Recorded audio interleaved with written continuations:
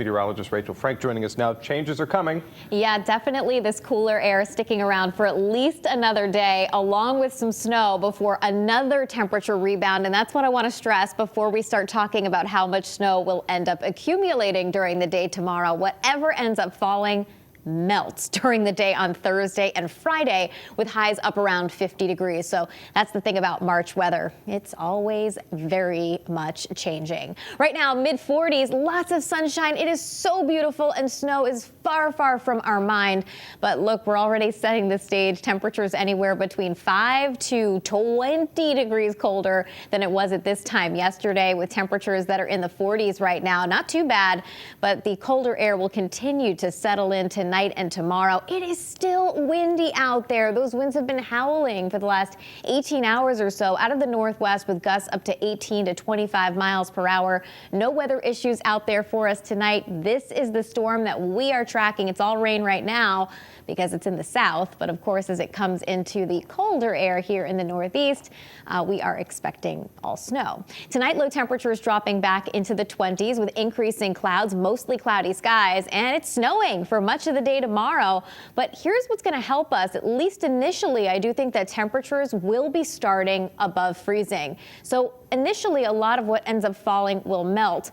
Also, because it's March, we have a higher sun angle. That really also helps us out, at least when you have lighter snowfall rates. And meteorologist Ryan Breton is going to take a closer look at this in a couple of minutes and really talk about how March snow can be a bit unique. When does this begin? It begins through the morning hours. We'll say around 6 a.m. in southwestern Connecticut, and it may take until 10 or 11 a.m. to reach northeastern areas. And the snow will come down at varying intensities. When it's light, the roads stay wet and do not get snow covered and may not be slippery, especially if they're treated.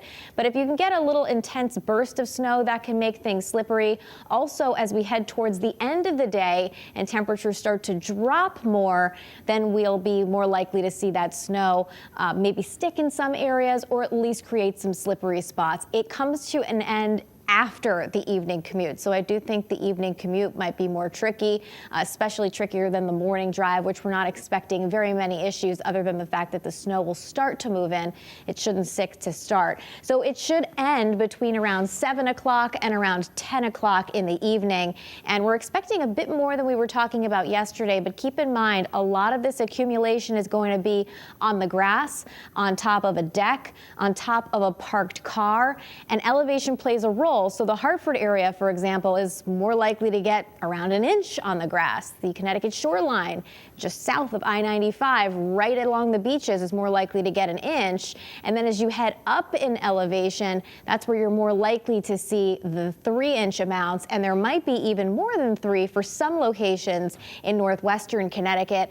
Again, this is all hinging on the exact temperature during the day tomorrow and snowfall rates, which makes forecasting March storms really tricky.